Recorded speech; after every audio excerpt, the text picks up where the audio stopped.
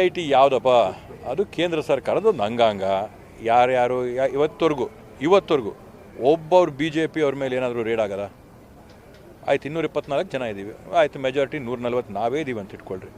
ಇನ್ನೇನು ಬೇರೆ 60-70 ಜನದ ಮೇಲೆ ಏನೂ ಇಲ್ವಾ? ಅವರೇ ಒಂದು ಜನರ ಕಡೆಯಿಂದ ಆಯ್ಕೆಯಾಗಿ ಬರ್ತಾರೆ, ನಾವೇ ಒಂದು ಜನರ ಕಡೆಯಿಂದ ಆಯ್ಕೆಯಾಗಿ ಬರ್ತೀವಿ, ಅಥವಾ ನಾವೇ ಒಂದು ವರ್ಗಕ್ಕೆ ಸೇರ್ತೀವಿ, ಅವರೇ ಒಂದು ವರ್ಗಕ್ಕೆ ಸೇರೋಕ್ಕೆ ಸಾಧ್ಯನಾ? ಅದಂಗಿದು ಒಬ್ಬ BJP ಶಾಸಕರ ಮೇಲೆ ಆಗಲ್ಲ, ಒಬ್ಬ BJP ಸಂಸದನ ಮೇಲೆ ಆಗಲ್ಲ, ಇನ್ಯಾರ ಮೇಲೂ BJP ನಾಯಕರುಗಳ ಮೇಲೆ ಆಗಲ್ಲ. ವಿರೋಧ ಪಕ್ಷದಲ್ಲಿ ಯಾರ್ಯಾರವರು ಆಲ್ಡೈರಿ ಅವ್ರ ಮೇಲೂ ರೇಡು, ಯಾರೋ ಬಿಸ್ನೆಸ್ ಮಾಡ್ತಾರಂದ್ರೂ ಕೂಡ ರೇಡು, ವಿದೇಶಗಳಲ್ಲಿ ಏನೋ ಮಾಡ್ತಾರಂದ್ರೆ ಅವ್ರ ಮೇಲೂ ರೇಡು. ಏನಿದು?